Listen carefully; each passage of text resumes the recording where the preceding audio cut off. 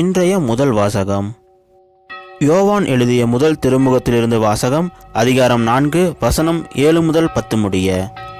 அன்பார்ந்தவர்களே, ஒருவர் மற்றவர் மீது அன்பு செலுத்துவோமாக, ஏனெனில் அன்பு கடவுளிடமிருந்து வருகிறது.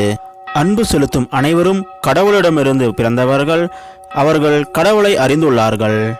அன்பில்லாதோர் கடவுளை அறிந்து கொள்ளவில்லை, ஏனெனில் கடவுள் அன்பாயிருக்கிறார்.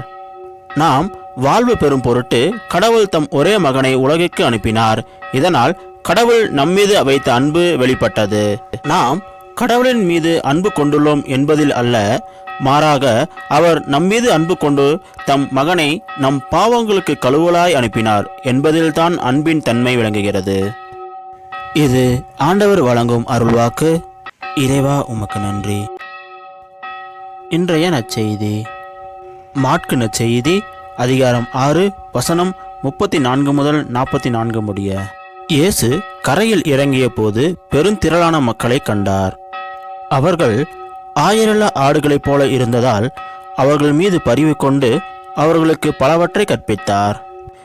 இதற்குள் நெடுநேரமாகிவிடவே சீடர் அவரிடம் வந்து, இவ்விடம் பாலைநிலமாயிற்றே, ஏற்கனவே நெடுநேரம் ஆகிவிட்டது.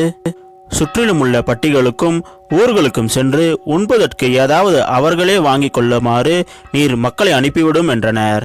அவர் அவர்களிடம், நீங்களே அவர்களுக்கு உணவு கொடுங்கள் என்று பதிலளித்தார். அவர்கள், நாங்கள் போய் 200 தெனாரியத்திற்கு அப்பம் வாங்கி இவர்களுக்கு உண்ண கொடுக்க வேண்டும் என்கிறீரா என்று கேட்டார்கள். அப்பொழுது அவர், உங்களிடம் எத்தனை அப்பங்கள் இருக்கின்றன, போய் பாருங்கள் என்று கூற, அவர்களும் பார்த்துவிட்டு 5 அப்பங்களும் 2 மீன்களும் உள்ளன என்றார்கள்.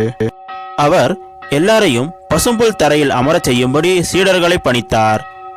மக்கள் 100 பேராகவும் 50 பேராகவும் வரிசை வரிசையாய் அமர்ந்தனர்.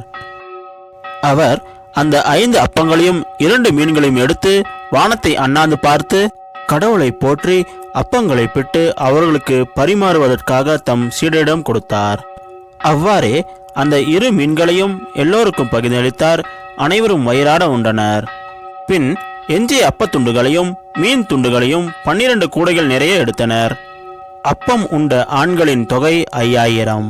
இது கிறிஸ்து வழங்கும் நற்செய்தி. கிறிஸ்துவே உமக்கு புகழ்.